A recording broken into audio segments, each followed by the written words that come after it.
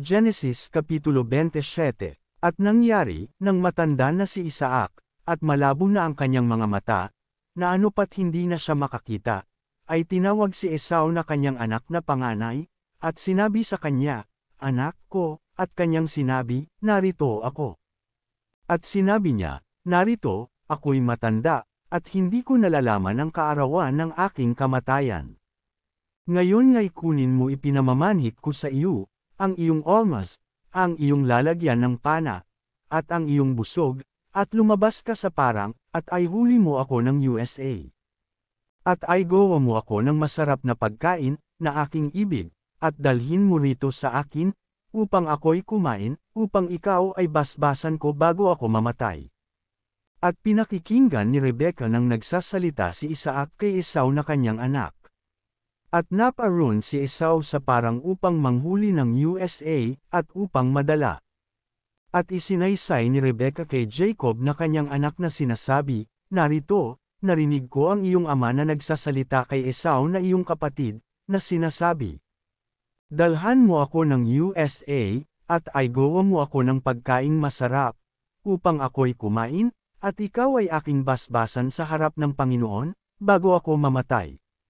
Ngayon nga, anak ko, sundin mo ang aking tinig, ayon sa iniutos ko sa iyo.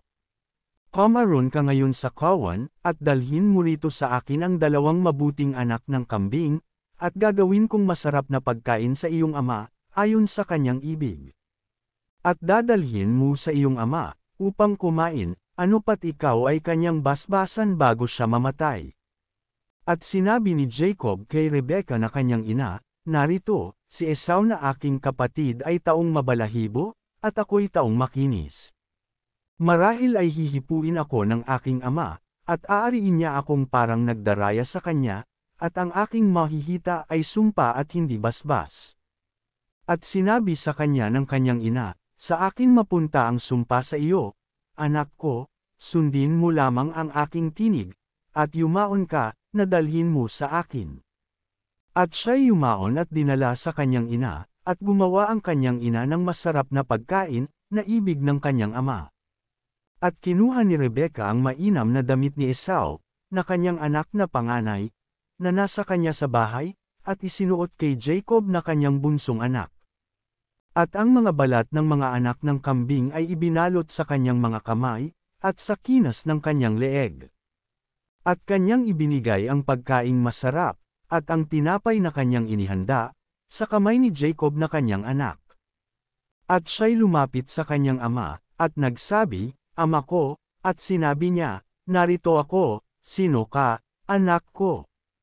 At sinabi ni Jacob sa kanyang ama, "Ako'y si Esau na iyong panganay, ginawa ko ang ayon sa sinabi mo sa akin, bumangon ka, ipinamamanhik ko sa iyo, maupo ka at kumain ka ng aking USA, upang basbasan ako ng iyong kaluluwa." At sinabi ni Isaac sa kanyang anak, "Ano't kay dali mong nakasumpong, anak ko?" At sinabi niya, "Sapagkat binigyan ako ng mabuting kapalaran ng Panginoon mong Diyos." At sinabi ni Isaac kay Jacob, "Lumapit ka rito, ipinamamanhik ko sa iyo upang hipiuin kita, anak ko, kung tunay na ikaw ang aking anak na si Esau o hindi." At lumapit si Jacob kay Isaac na kanyang ama, at hinipo siya, at sinabi, "Ang tinig ay tinig ni Jacob, ngunit ang mga kamay ay mga kamay ni Esau." At hindi siya nakilala, sapagkat ang kanyang kamay ay mabalahibo, gaya ng mga kamay ni Esau na kanyang kapatid, at sa gayo'y binasbasan siya. At sinabi niya, "Ikaw bang tunay ang aking anak na si Esau?" At sinabi niya, "Ako nga." At kanyang sinabi, "Ay lapit mo sa akin, at kakain ako ng USA ng aking anak, upang basbasan ka ng aking kaluluwa." At kanyang inilapit sa kanya at kumain siya, at siya'y dinalhan niya ng alak, at uminom. At sinabi sa kanya ni Isaac na kanyang ama, "Lumapit ka ngayon at humulik ka sa akin, anak ko." At siya'y lumapit at humulik siya sa kanya, at naamoy ng ama ang amoy ng kanyang mga suot. At siya'y binasbasan, na sinabi, "Narito, ang amoy ng aking anak ay gaya ng amoy ng isang parang na pinagpala ng Panginoon. At bigyan ka ng Diyos ng hamog ng langit, at ng taba ng lupa, at ng saga ng trigo at alak. Ang mga bayan ay mangaglingkod nawa sa iyo, at ang mga bansa ay mangagsiyukod sa iyo, maging Panginoon ka nawa ng iyong mga kapatid, at magsiyukod sa iyo ang mga anak ng iyong ina, sampein nawa ang mga sumusumpa sa iyo. At maging mapapalad ang mga magpapala sa iyo. At nangyari pagkatapos ng pagbabasbas ni Isaac kay Jacob, at bahagya ng kaaalis ni Jacob sa harap ni Isaac na kanyang ama, ay dumating si Esau na kanyang kapatid, na galing sa kanyang panghuhuli. At siya may gumawa ng masarap na pagkain, at dinala niya sa kanyang ama, at sinabi niya sa kanyang ama, bumangon ang ama ko, at kumain ng USA ng kanyang anak, upang basbasan ako ng iyong kaluluwa. At sinabi ni Isaac na kanyang ama sa kanya, sino ka? At kanyang sinabi, ako ang iyong anak, ang iyong panganay na si Esau.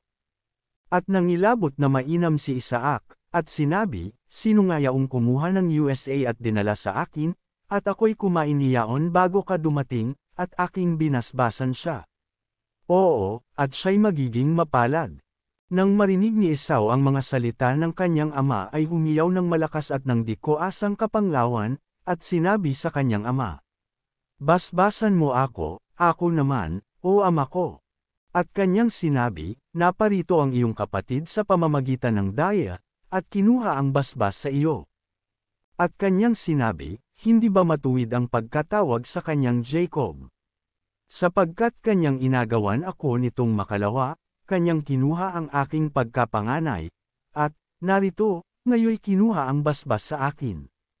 At kanyang sinabi, hindi mo ba ako ipinaglaan ng basbas?